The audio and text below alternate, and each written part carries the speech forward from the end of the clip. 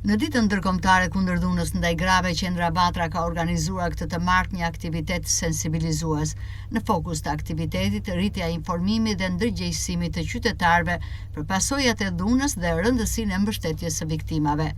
Përfaqësuesit të Qendrës Batra theksuan se eventet të tilla janë thelbësore për t'i afruar qytetarët me informacion të saktë dhe për të nxitur reagimin e komunitetit ndaj çdo forme dhune.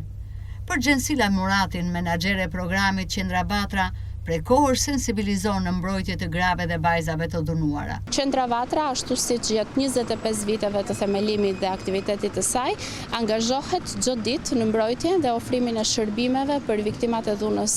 me bazë gjinore, siç janë vajzat edhe gratë, edhe jo vetëm në ofrimin e ndihmës së tyre, por gjithashtu edhe në riintegrimin dhe në informimin, rritjen e ndërgjegjësimit të komunitetit lidhur me çështjet e dhunës. Dita e sotme është konceptuar në kuadër të fushatës së 16 ditëve të aktivizmit kundër dhunës, është çelja e fushatës në Vlorë nga Qendra Batra, që do të vijojë dhe do të pasojë me një sër aktivitetesh të tjera me natyrë të rritjes së informimit dhe ndërgjegjësimit në shkolla, me target grupe vulnerabël, me të mbijetuarat të dhunës në marrëdhëniet familjare dhe jo vetëm në Vlorë, por në gjithë Shqipërinë. Aktivitetet të tilla në fakt në optikën tonë janë shumë të rëndësishme dhe janë thelbësore për të rritur informimin dhe ndërgjegjësimin e qytetarëve dhe komuniteteve ndaj çështjeve, pasojave të dhunës dhe gjithashtu edhe rëndësisë së mbështetjes së viktimave.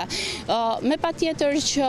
ka ndryshime dhe vihet re një rritje e informimit dhe një hapje e pranimit nga ana e qytetarëve për të marrë informacion, megjithatë ka edhe raste të cilat janë hermetike apo që